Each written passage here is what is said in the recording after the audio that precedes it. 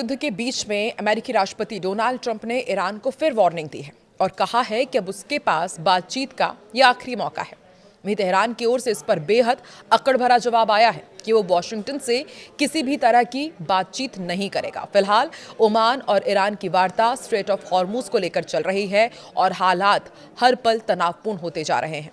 नमस्कार, मैं हूं आकांक्षा और आप देख रहे हैं न्यूज़ 18 का डिजिटल प्लेटफॉर्म। अमेरिका के राष्ट्रपति डोनाल्ड ट्रंप ने फिर एक बार दावा किया है कि अमेरिका और ईरान के बीच बातचीत चल रही है। ट्रंप ने यह कहा है कि बातचीत ईरान के लिए आखिरी मौका है। उनके मुताबिक अगर समझौता नहीं हुआ तो दोनों देशों के बीच पिछले 5 महीने से जो संघर्ष जारी है, तनाव जारी है, वो और बढ़ सकता है। हालांकि ईरान ने ट्रंप के इस दावे को खारिज कर दिया है। तेहरान का कहना है कि उसकी अमेरिका से कोई सीधी बातचीत नहीं हो रही है। ईरान के मुताबिक ये फिलहाल ओमान के साथ हॉर्मुज से जुड़े मुद्दों पर चर्चा कर रहा है। इसी बीच गाजा को लेकर भी तनाव बना हुआ है। ट्रंप के बोर्ड ऑफ पीस ने कहा है कि अगर इजराइल गाजा से अपनी सेना हटाए तो उससे पहले हमास को पूरी तरह हथियार छोड़ने होंगे। ये बयान ऐसे समय में आया है जब इजराइल की ओर से इस मुद्दे पर कड़ा रुख अपनाया गया। वहीं गाजा सिटी में इजरायली सेना के हमले में 2 फिलिस्तीनियों की मौत हो गई है। इस घटना के बाद कतर, मिस्र और तुर्की ने संयुक्त बयान जारी किया और गाजा पट्टी पर इजराइल के लगातार हमलों की निंदा की और हिंसा रोकने की अपील की। वहीं ईरान के कुछ सांसद विदेश मंत्री अब्बास अराक्ची को पद से हटाने की तैयारी कर रहे हैं। ईरान इंटरनेशनल की रिपोर्ट के मुताबिक सीनियर सांसद हुसैन अली हाजी दिलगानी ने मंगलवार को कहा कि हम अराक्ची के खिलाफ महाभियोग लाने के सबूत और जरूरी जो डॉक्यूमेंट्स हैं वो जुटा रहे हैं। सही समय आएगा तो ये प्रक्रिया शुरू कर दी जाएगी। दूसरी तरफ ईरान में राष्ट्रपति मसूद पजेश्कियान के अधिकारों में बड़ी कटौती की खबर सामने आई है। इजरायली चैनल 14 की रिपोर्ट के मुताबिक सुप्रीम लीडर मुस्तफा खामेनेई ने सुरक्षा और विदेश नीति से जुड़े अहम मामलों में राष्ट्रपति की भूमिका सीमित कर दी है। रिपोर्ट में दावा किया गया है कि राष्ट्रीय सुरक्षा, परमाणु कार्यक्रम और अमेरिका से बातचीत जैसे बड़े मुद्दों पर अब इस्लामिक फोर्स यानी कि IRGC के कमांडर अहमद वाहिदी ही फैसला लेंगे और उनका फैसला अंतिम माना जाएगा। पिछले 24 घंटे के 5 बड़े अपडेट्स भी आपके सामने रखते हैं कि अमेरिका ईरान वार्ता की तारीख और जगह अब तक तय नहीं हुई है। प्रस्तावित बातचीत कब होगी, कहां होगी, ये तय ही नहीं हो पा रहा है। रिपोर्ट के मुताबिक पाकिस्तान और कतर संभावित मेजबान देशों के तौर पर चर्चा कर रहे हैं और दोनों देश मध्यस्थता की लगातार कोशिश कर रहे हैं। इधर ईरान की नई रणनीति के ऊपर भी अपडेट है। जंग नहीं, लेकिन वो अमेरिका पर दबाव बनाना चाहता है। दरअसल रॉयटर्स की एक रिपोर्ट है, उसके मुताबिक ईरान अब सीधी सैन्य जीत के बजाय समुद्री व्यापार, तेल आपूर्ति और अहम शिपिंग रूट्स पर दबाव बनाकर अमेरिका और उसके सहयोगियों की लागत बढ़ाने की रणनीति अपना रहा है। इधर ईरान ने दावा किया है कि हॉर्मुज के ऊपर जो रीपर ड्रोन उड़ाया जा रहा था वो उसने मार गिराया है।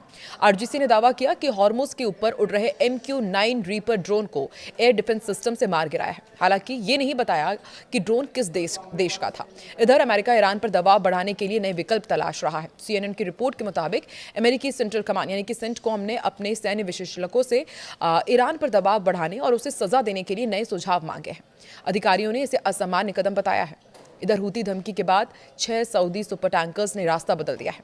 यमन की हूती विद्रोहियों की धमकी के बाद 6 सऊदी सुपर टैंकर्स ने लाल सागर और बाब अल मंदेब के बजाय अफ्रीका के दक्षिणी हिस्से से लंबा समुद्री रास्ता अपनाया। इससे क्षेत्र में शिपिंग सुरक्षा को लेकर अब एक नई चिंता बढ़ गई है। तो ये 5 बड़े अपडेट्स आपके सामने हैं। आगे और क्या खबर है ये भी आपको बताते हैं। इधर ओमान के तट के पास एक बार फिर हंगामा तब मचा जब यहां से गुजर रहे एक मालवाहक जहाज पर अज्ञात प्रोजेक्टाइल से हमले किए जाने की खबर सामने आई है।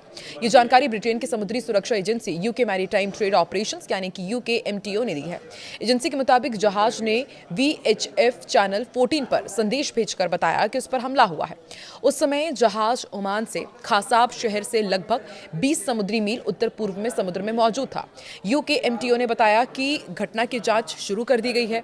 इसके साथ ही इस समुद्री मार्ग से गुजरने वाले सभी जहाजों को सतर्क रहने और किसी भी संदिग्ध गतिविधि की तुरंत सूचना देने की सलाह दी गई है। फिलहाल इस हमले की जिम्मेदारी किसी भी संगठन या समूह ने नहीं ली है।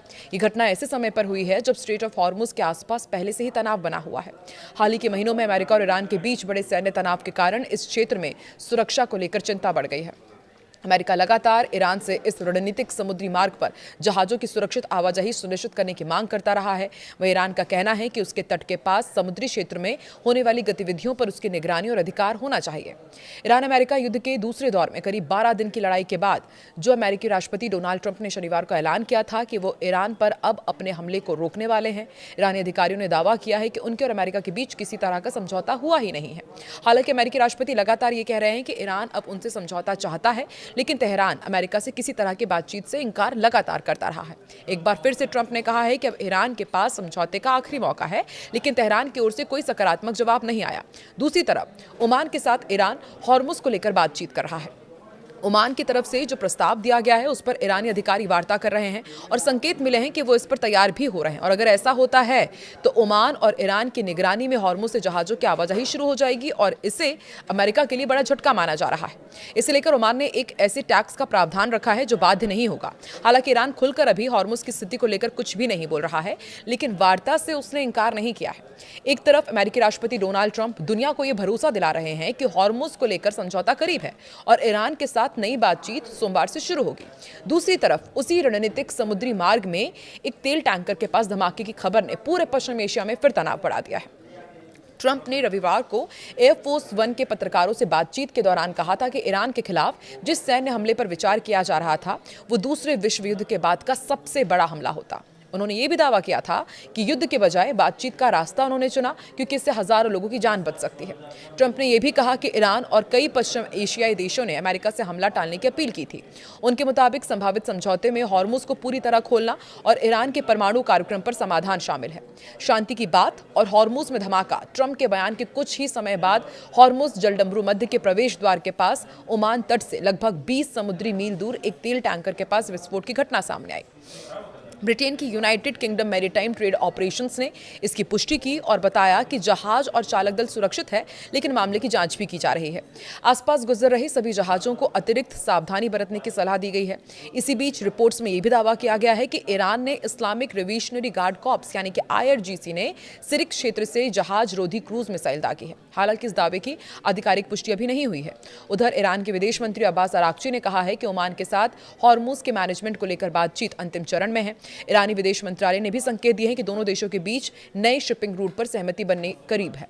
हालांकि ईरान ने साफ कर दिया है कि किसी भी नए समुद्री मार्ग पर सहमति बनाने का मतलब ये नहीं होगा कि हॉर्मुज पूरी तरह खोल दिया जाएगा। हॉर्मुज दुनिया के सबसे अहम ऊर्जा मार्गों में शामिल है। वैश्विक कच्चे तेल और LNG का बड़ा हिस्सा इसी रास्ते से गुजरता है और इसलिए यहाँ किसी भी सैन्य घटना का असर सीधे अंतर्राष्ट्रीय तेल कीमतों और वैश्विक व्यापार पर पड़ता है।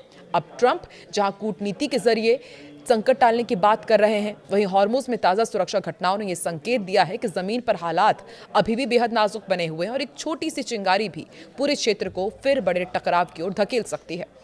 आपको क्या लगता है? बार बार अमेरिका ये कह रहा है कि अब बस आखिरी दौर की बातचीत बची है, आगे बातचीत नहीं होगी तो हमला होगा। वहीं ईरान साफ तौर पर कह रहा है कि बातचीत को लेकर के कुछ भी आगे बढ़ ही नहीं रहा है। दूसरी तरफ ओमान और ईरान मिलकर के अब हॉर्मुज का कुछ नया उपाय निकाल रहे हैं। आपको क्या लगता है? क्या ये सब कुछ अमेरिका के लिए एक बहुत तगड़ा झटका है, या फिर आने वाले दिनों में डोनाल्ड ट्रंप जो बार बार धमकी देते आए हैं वाकई कुछ नया कारनामा करने जा रहे हैं? कमेंट सेक्शन पर अपनी प्रतिक्रिया जरूर बताएं।